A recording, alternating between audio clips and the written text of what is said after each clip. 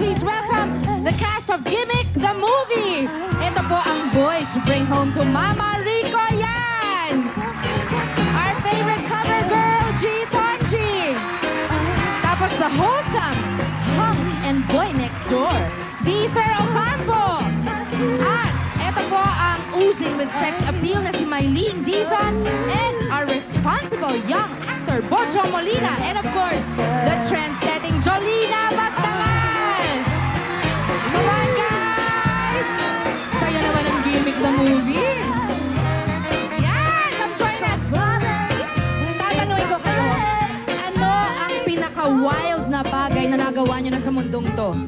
Pero bago niyo sagutin yan, mga kaibigan, ang kanilang wild po na sagot, malalaman po natin when Sharon returns!